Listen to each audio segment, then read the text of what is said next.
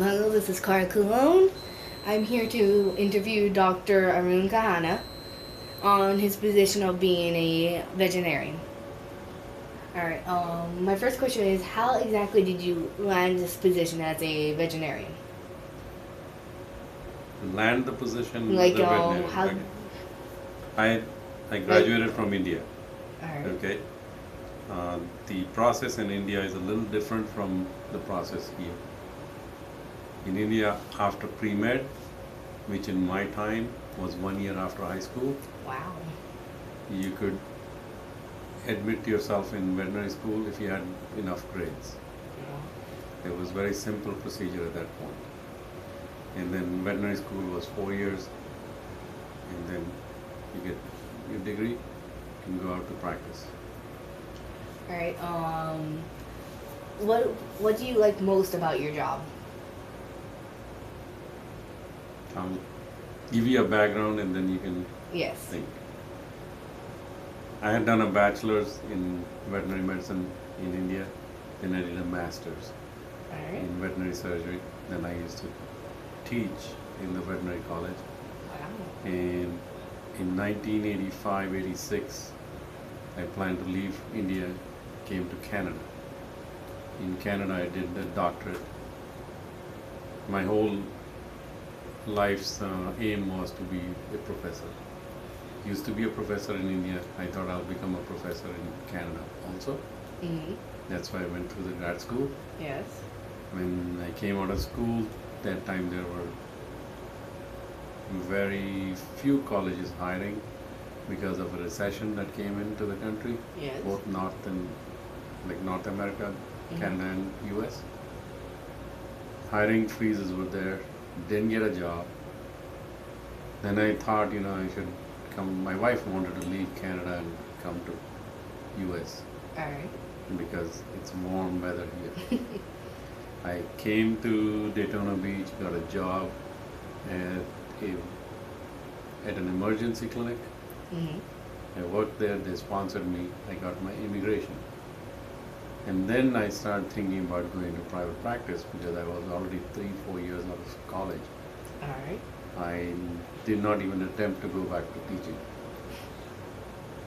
I got to start this practice on my own from scratch. Alright. And after a year or two, I didn't want to change Anything? because the biggest thing of being in your own business is you are your own boss. And no one can tell you how to run things. That's exactly, I'm stuck with it now. 19 years it has been. Wow. What would you say was one of the things you least like about your own profession? My profession, Yes, about being a vet. there's not anything not to like. Maybe a little bit of, bickering amongst veterinarians. Really? I have not faced any. But whenever you see 2 or 3 doctors working together, They tend to bicker about what they want to do, what's the best. I wouldn't put it like that, but sometimes if it's a single owner practice who hires 2 or 3 doctors and staff, Mm-hmm. we all nothing abnormal about it. We are all motivated by profit, making money. Yes. If the practice is slow like mine is today, some of the owners they start getting antsy about it. Oh my God, I got 2 guys sitting here doing nothing. They're being paid $50 an hour or $40 an hour, whatever. Mm-hmm. Every hour that goes by is $80 to $100 loss right off the bat. Wow. And they start going, oh my God, and then they complain. That's one thing. That's the most important trouble, I believe. That's all I faced every time, if I did. Alright, another question I personally want to ask you is that, how has this affect your personal life, like with your family and everything besides the moving around? Nothing's really changed with your family? I think we've been fine so far. Really? No Yeah. troubles? Have you But- said that maybe the moving around due to your job? We maybe- both, my wife and I, we both wanted to move. All right. So that's a good thing. When we moved from India to Canada, that time she didn't want to. But the situation in India was such that she was always worried about my safety. Mm. The province we were in had some turmoil going on, Wow. and we had issues in her family related to the same turmoil in another province, Wow. and it resulted in death and all that, and that's the reason I left. She was not interested in coming over because we had very, very good jobs. We were both professors. Our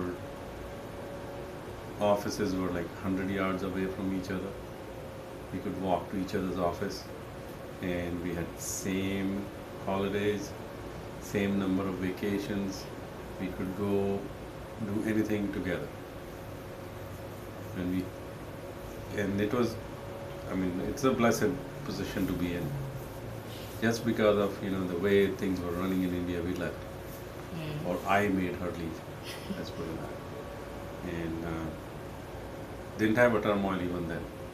And went through the grad school. We were already parents, and then we became parents again while I was in grad school. Really? And managed.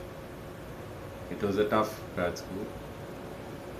The boss afterwards told me that most of the people who are married get divorced. People that are engaged, they go separate ways. Wow. And he asked me, how did you manage to stay married? I even had my parents living with us. We were in a 3-bedroom house, parents, us, and 2 children for about 2.5 years. Wow. The sole reason was the problem at work were left at work, the problem at home were left at home.